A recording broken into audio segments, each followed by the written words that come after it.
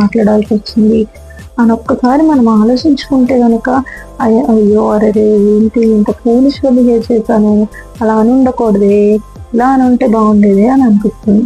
So అలాంటివి మనం ముందుగా మాట్లాడేయకుండా స్లోగా థింక్ చేసి తర్వాత వాళ్ళకి ఆన్సర్ ఇవ్వాలి.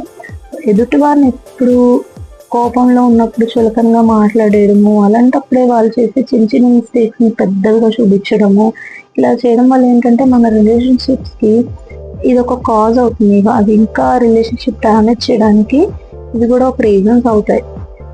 కొంతమంది ఏం చేస్తారంటే ఇంకా పేరెంట్స్ని, వాళ్ళ ఫ్రెండ్స్ని, వాళ్ళ ఫ్యామిలీని మీ వాళ్ళలాగా, మీ వాళ్ళలాగా, మీ అమ్మలాగా, మీ నాన్నలాగా, మీ చెల్లిలాగా, మీ అన్నయ్యలాగా అని, సో నువ్వు ఇలాంటి వాళ్ళతో ఫ్రెండ్షిప్ చేస్తున్నావు, మీ ఫ్యామిలీ అంతా ఇలాంటిది అలాంటిది అని మాట్లాడుతూ ఉంటారు. సో యాక్చువల్గా కోపంలో అలా అనేస్తాం, కానీ సో అలా అయితే అస్సలు చేయకూడదండి. ఇలా చేయడం వల్ల ఏంటంటే వాళ్ళ ఫ్యామిలీని మనం ఇన్సల్ట్ చేసామంటే మనం కూడా వాళ్ళ ఫ్యామిలీలో ఒక పార్టే కదా. సో మనల్ని మనం ఇన్సల్ట్ చేసుకున్నట్టే.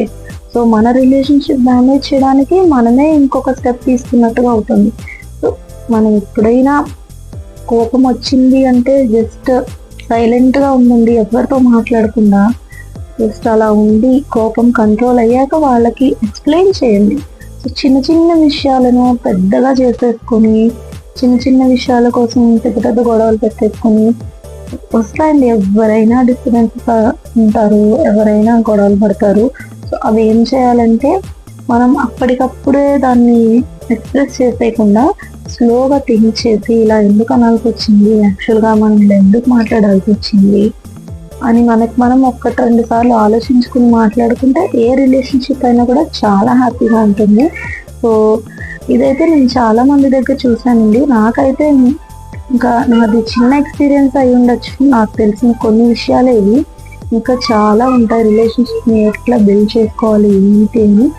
సో ఏ ఏ విషయమైనా సరే వైఫ్ అండ్ హస్బెండ్ వచ్చిన విషయాల్లో ఫ్యామిలీని లేదంటే థర్డ్ పర్సన్ని ఇన్వాల్వ్ చేయకూడదు.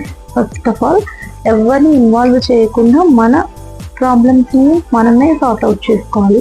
సో ఇలా వచ్చింది కదా అని మన పేరెంట్స్కో లేదంటే మన ఫ్రెండ్స్కో మన ఫ్యామిలీకో వెంటనే ఎక్స్ప్రెస్ చేసేసుకుంటారు. సో అలా ఎప్పుడూ చేయకూడదండి. ఎప్పుడైనా పార్ట్నర్స్ విషయాల్లో ఏదైనా ఒక డిస్టర్బెన్స్ వచ్చింది అంటే మీ ఇద్దరే సార్ట్ అవుట్ చేసుకుని వాళ్ళిద్దరే సెట్ అవ్వాలి.